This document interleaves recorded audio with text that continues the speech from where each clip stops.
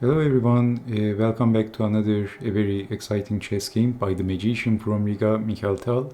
So this was from the Latvian Chess Championship against the two times Latvian chess champion Anatoly Shmit. So Tal had the white pieces and he starts the game with e4 and we have c5, the Sicilian defense, knight to f3, d6, d4. So c takes on d4, knight takes on d4, knight to f6. So we have the open Sicilian and then the Najdorf variation of the Sicilian defense. So f4, e6, and this is the Schwenningen territory. Bishop to e3, so developing the pieces and mobilizing the army, and then black is pushing the pawn.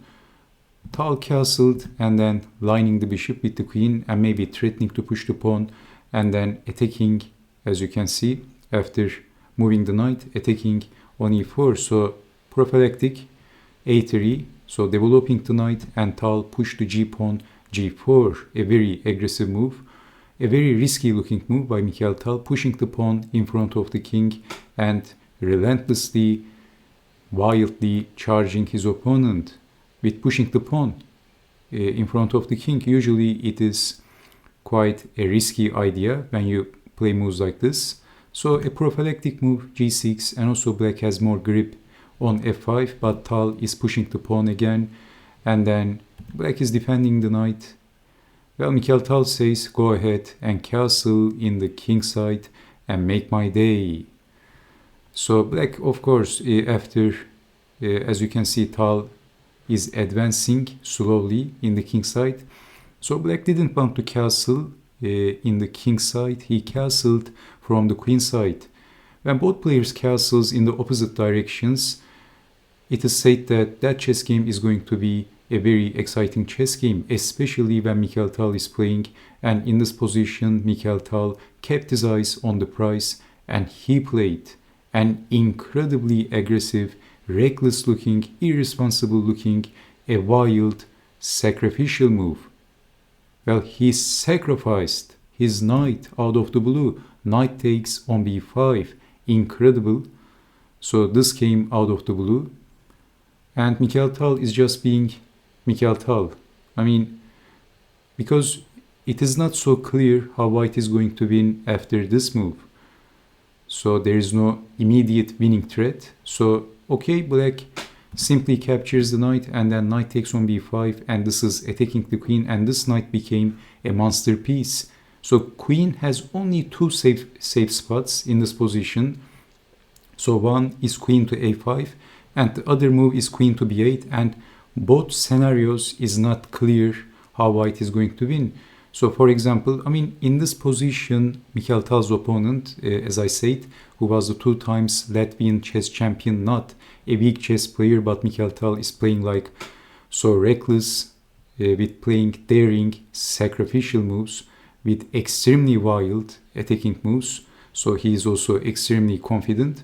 But in this position, black played queen to a5, and then Tal played b4, and you can see that there are not so many safe spots for the queen.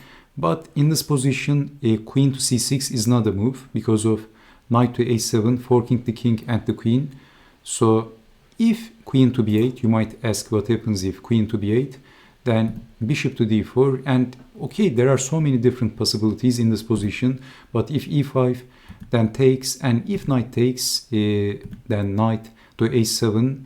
So if queen takes knight, not bishop takes, because knight is attacking the queen, in between move, queen to h3 check and winning the queen. So black has to move the king, but then queen to e3 and also targeting on b6, and it is getting dangerous. The king is not looking very safe yet it's not clear how white is going to win this. So this is why Mikhail Tal's chess games is extremely exciting usually, because he was basically rolling the dice and hoping for the best with his extremely aggressive attacking style. So in this position, again, Mikhail Tal simply gets in with the knight and sacrificing his knight. He says, who needs the knights? I mean, he's just throwing the piece away like that.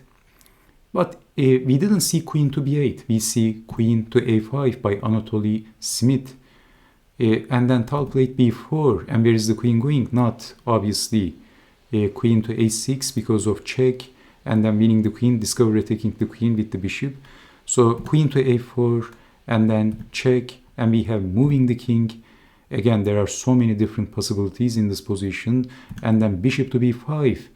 And we witnessed a Mikhail Tal magic in this chess game, and black decided to give up his queen without putting any resistance against Mikhail Tal, and he is giving up the queen, and the rest is pretty easy actually for white with the correct technique. White can win this very easily, but in this position you might say, I mean, this is not trapping the queen because queen takes on a3 is possible, but then rook to a1, the file is open, and this is seriously getting very dangerous. Queen takes on b4 is a very bad move because of lining the queen with the other rook. The other rook is also going to aim the king, and basically the black king is not going to survive this in one piece. So if queen to b2, then check. If capturing, then bishop takes. Both bishops is aiming the king. The rook can get in. White has the open a file, and if some random move, queen is also going to get in. Well, basically the black king is not going to see the light of the day. But you might also ask what happens. I mean, I commentated this chess game before, but I forgot to tell you. I mean, what happens if queen takes on c2? So this is why, because of not showing this, I decided to delete my first commentary. But when you're showing a Mikhail Tal game, it's very complicated sometimes, and you can also miss these kinds of tactics. Well, we have rook to e2, but queen takes, bishop takes, and actually black is slightly better, but it's getting a little complicated. Bishop to d4, both attacking the bishop and attacking the rook. So Mikhail Tal had to calculate all these in advance before sacrificing his knight like a crazy person. So this is not a casual game. This is from the Latvian Chess Championship against a pretty strong chess player. So amazing, absolutely amazing. So we have queen takes on a7. By the way, in this position, instead of h6, if black captures on c2, rook from f to c1 is also very strong for white according to the engine. But you can see that Tal made a pretty deep sacrifice, and black decided, I mean, he should have considered actually capturing on c2. That would be the best move for black, but black decided to give up his queen. Maybe he was intimidated against Mikhail Tal. Bishop takes queen, and white is winning the queen so easily. And then a4, and Mikhail Tal has two connected pass pawns, and this is actually decisive, and white has the queen. Bishop takes, defending the queen, eliminating the knight, and getting in with the queen is possible.